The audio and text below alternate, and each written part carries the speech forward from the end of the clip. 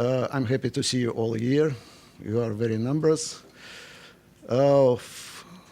My task, as I perceive it, is not to analyze in details even the major conflicts in the region, but to try to trace some headlines, some guidelines to understand the core of the conflicts.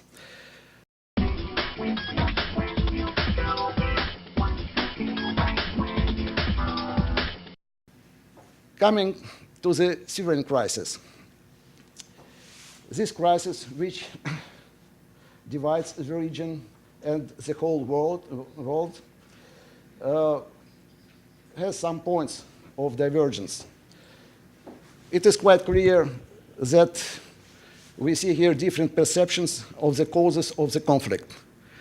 Some of the actors, outside actors and inside actors involved in the conflict perceive it as an initial rebellion, uprising of the Syrian people against the authoritarian rule. The others are inclined to perceive it as a battle of Mr. Assad against a terrorist group. So it is, those are two different narratives which are in clash each with the other. Different perceptions of the values behind this crisis. The values,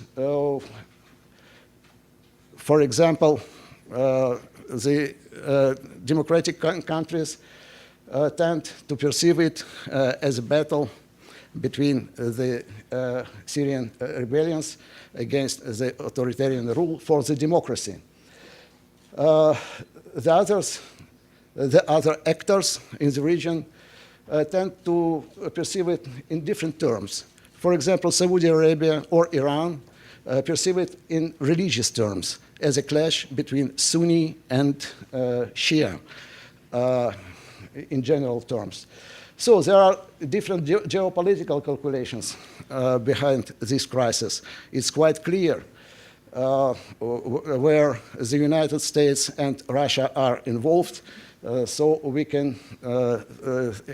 must think about the different geopolitical calculations, but not only with respect to these two mentioned major countries, but the geopolitical calculations are behind the Saudi steps, Iranian steps, and moving towards the crisis.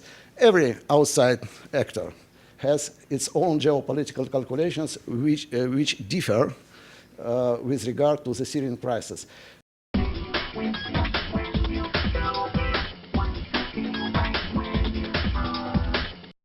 State-based conflicts of the Cold War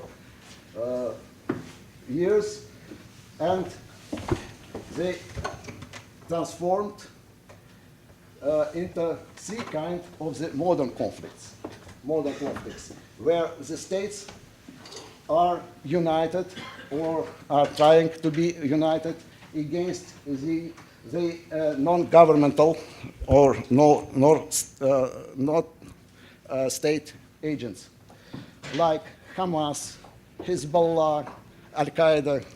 Okay, what is it?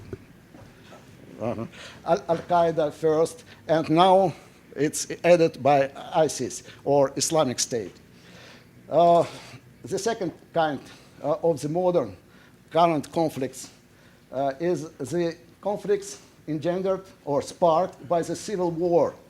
Civil war in Libya and in Syria. Yes, there were first civil war erupted in those countries, and then it enlarged and encompassed the country and the neighboring countries, so they transformed in a limited regional conflict. And the third kind of the conflict, post-Cold War conflicts, is Sunni-Shia proxy wars.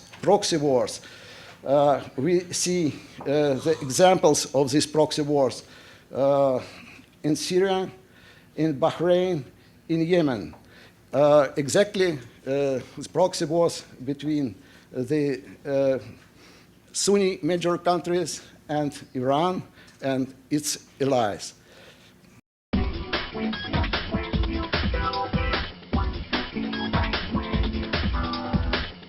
With regard to the Arab Spring as phenomenon, one which I called scientific is based on the objective complex analysis of the causes of the event in every country, its precursor and dynamics, as well as virtual interest of the outside actors. This is, yes, scientific approach.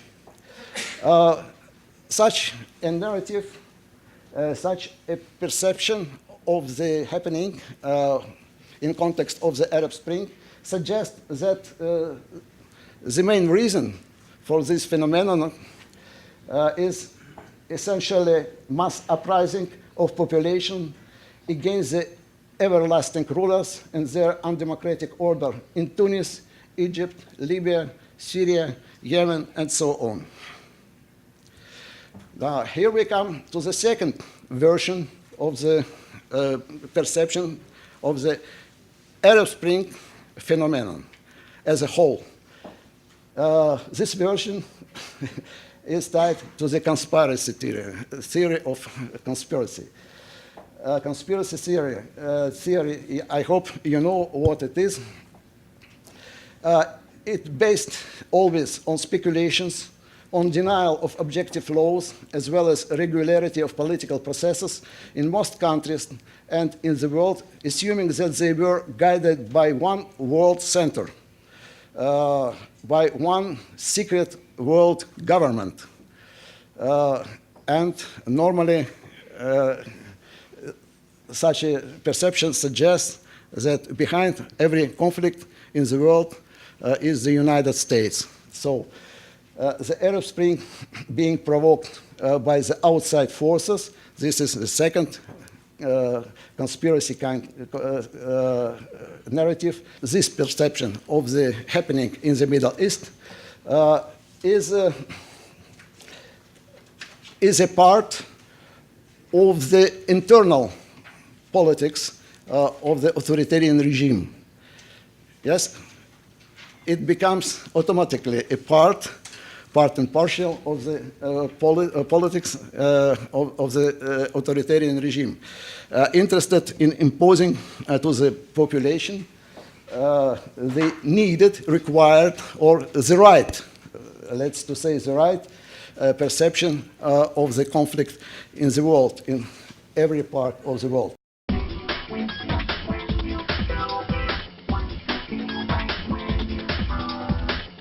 If those leaders were and are now frank and sincere in their move to establish special relationship with Russia in detriment and perhaps against the United States?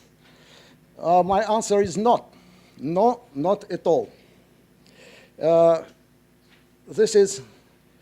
Those moves might and should be perceived as an attempt of those leaders to irritate the United States, just irritate, to show them that there were an alternative for the US as a center of power in the region.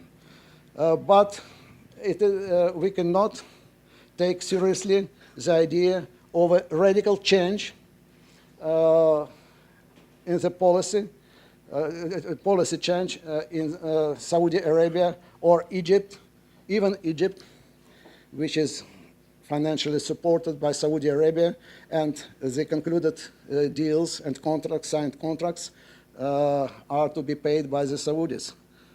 Contracts concluded with Russia are to be arms contracts are to be paid by Saudis.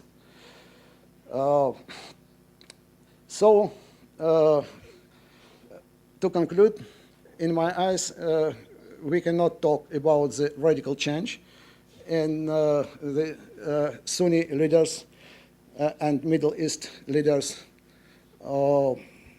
approach to Russia, as well as to the Syrian conflict.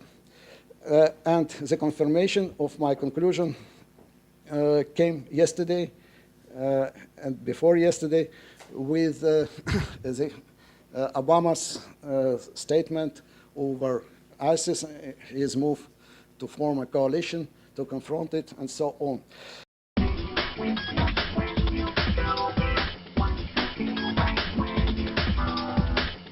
What's the difference between the Islamic State, main differences, and Al-Qaeda?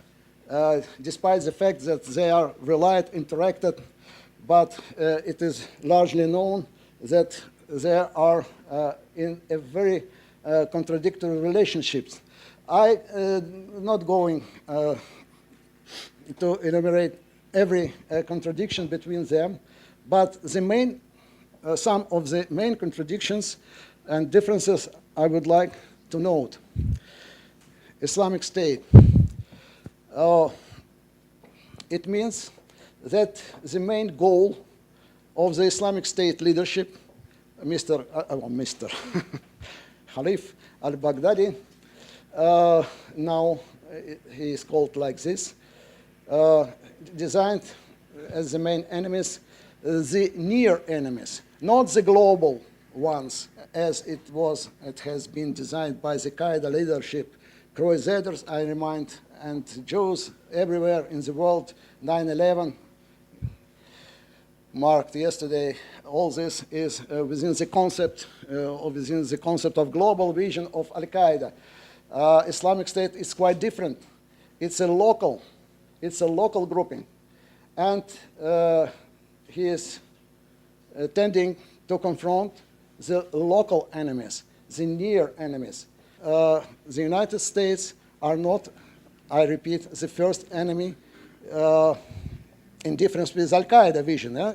For ISIS, it's not the first enemy because it is against Washington. Obama is against Assad, and Washington is in tense relations with Iran. Shia are the near enemies. Iran is the first enemy. Assad, Baghdad government, moderate traitors, moderate Sunnis, but not United States. And the first outside enemy proclaimed by the ISIS is Russia. For the same reasons. Russia is behind Assad regime. Russia, as they say, is oppressing Muslims in Caucasus, as they say. Yes, it's their perception, wrong perception, but it's a sustainable perception. And because of the Caucasus Emirate activity within the Al-Qaeda network, as I mentioned, as I saw in the scheme previously.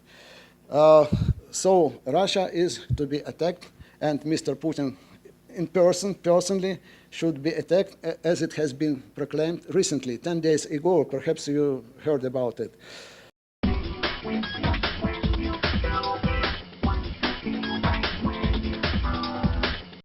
Obama a little bit changed his approach to the situation in the Gulf and over the Syrian crisis. And to mend fences with Saudi Arabia, he arrived with a visit to Riyadh in March to propose a special deal with the Saudi rulers. It is a political deal. It is not a rumor or speculation. No, we see it now, today, exactly today. He said that up to now, the United States is not to assume the whole responsibility of the ongoing in the region.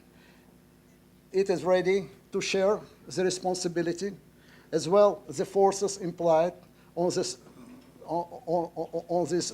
block, on the side of this block of states, Sunni states and the United States, implied the forces should be shared, the funds, and most important, the responsibility. Obama doesn't want to be blamed for the failure in Syria, around Syria, as it has been until now, by the Saudis especially. Saudis seem to have accepted this offer, and now they are ready not only to join, but also to lead the assumed or alleged coalition of states, of the local states, formed, or which forming is underway now by the efforts of Mr. Kerry. And this coalition is hardly to be led by the United States itself. The leader of the coalition should be Saudi Arabia. So we shall see tomorrow what will be tomorrow, because every day we see the events occurring in this troubled region.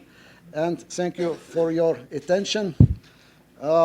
This picture doesn't mean that the two leaders are destined to wrestling over the Syria or over the Middle East, but now it seems that the both sides, United States and Russia,